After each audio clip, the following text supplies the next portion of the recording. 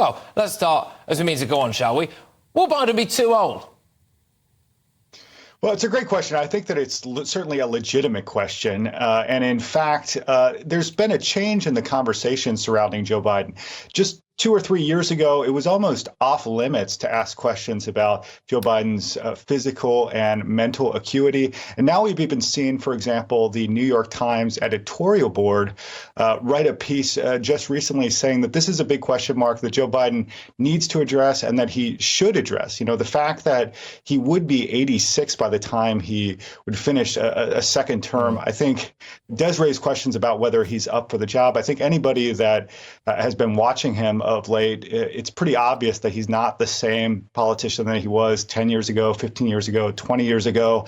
And so whether he's up for kind of the rigors of this job, time will tell. But it's certainly something that voters are going to take into consideration at the ballot box.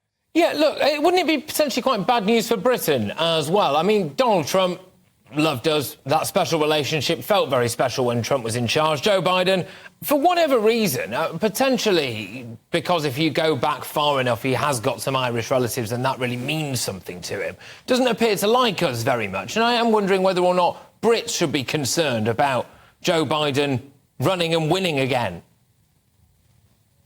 Well, I still think that the special relationship is strong between the United States and the United Kingdom. And certainly there have been questions raised by some in the UK who are skeptical about whether Joe Biden is as committed to Britain as some of his predecessors.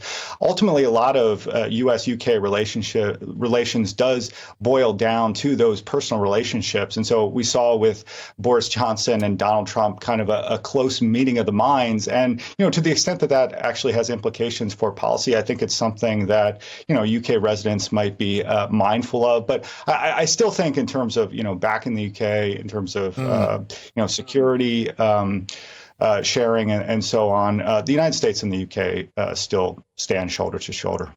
Look, when one looks at the kind of campaign that there's been against Donald Trump, and you look at what's been going on with Joe Biden. I mean, Joe Biden's presidential campaign allegedly conspired with 51 former spies to discredit the New York Post discoveries from Hunter Biden's laptop. It does appear as though he is actually facing scandals. I mean, is this the best America's got?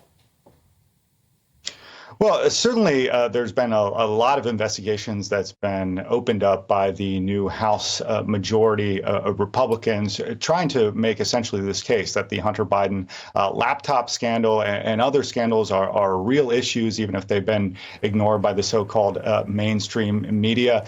You know, on the other side of the token, Donald Trump has his own set of political and legal challenges right now. Obviously, his recent indictment in New York City, that may actually be probably the weakest case against him. He's also facing this federal inquiry into the alleged mishandling of classified documents, also charges about alleged vote rigging in Georgia. So I think both Donald Trump and Joe Biden are going to have to face some of these legal issues surrounding them. I'm not sure if they're totally proportionate, but you know, it's certainly something that's going to be a ring around their neck.